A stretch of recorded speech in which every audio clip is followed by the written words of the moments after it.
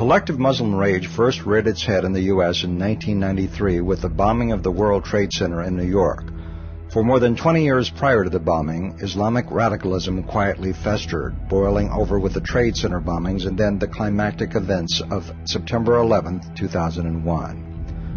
Muslim frustration with unemployment as high as 40%, suppression by local dictators, a sense of humiliation are at the core of this rage, misdirected and exploited by Osama bin Laden and his fellow radicals. Exploding populations in Cairo, Egypt, and other Muslim countries, Iran, Indonesia, and Bangladesh, Karachi, Pakistan, with just 300,000 people in 1947, now numbering 15 million, all added to the problem. Underscoring this, the iron-fisted rule of corrupt leaders such as Saddam Hussein, who exploited vast oil resources for themselves while brutalizing their populations. For the longest time, with little or no reprimand from Western powers out to protect their own strategic interests. The result of this legacy, a gross national product of all 22 Arab countries, that's less than that of Spain. Another result, of course, is terrorism. The trail leads back to 1979.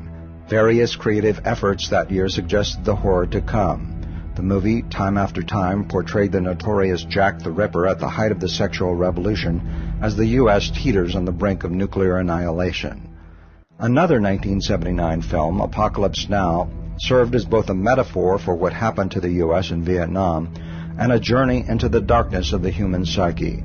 A popular song that year, in retrospect, seems to suggest the arrival, perhaps by time travel, of a medieval man destined to become infinitely more demonic than Jack the Ripper.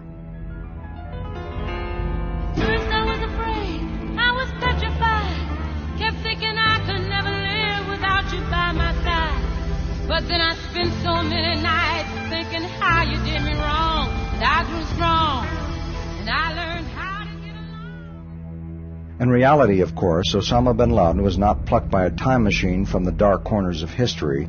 He was simply the product of his own environment, the events of 1979 and key people and ideas that came before him, how they coalesced that milestone year to set bin Laden, at the time just a student in Saudi Arabia, on his way to becoming history's most notorious terrorist, and, aided by the forces of globalization, change the face of the world.